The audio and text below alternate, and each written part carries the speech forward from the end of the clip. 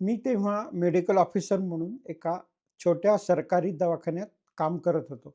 आमच्याकडे एक बाई बाळंत झाली, डिलिव्हरी झाली आणि प्रॉब्लेम असा झाला, की बाळंतपणानंतर खूप मोठ्या प्रमाणात ब्लीडिंग चालू राहिलं आणि मग आम्ही बरेच प्रयत्न केले.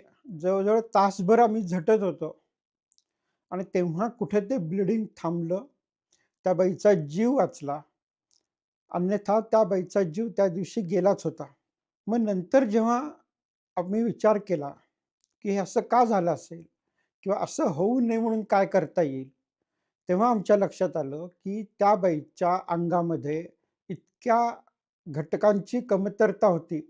म्हणजे कॅल्शियम असेल, आयर्न असेल, कोबाल्ट असेल, झिंक असेल, हे घटक त्या पेशंटच्या शरीरात अतिशय कमी प्रमाणात होते. त्याच्यामुळे रक्त गोठवण्यासाठी जी आवश्यक यंत्रणा आपल्या शरीरात काम करते, ती नसल्यामुळे किंवा ती कमी असल्यामुळे त्या बाईला बाळंतपणानंतर प्रचंड रक्तस्राव सहन करायला लागला.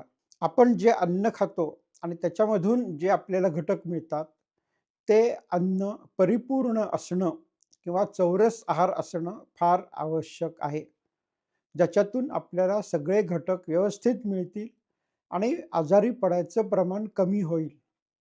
म्हणून सांगतो मित्रांनो, की रोज फळं खा, भाज्या खा आणि जंक फूड खाऊ नका.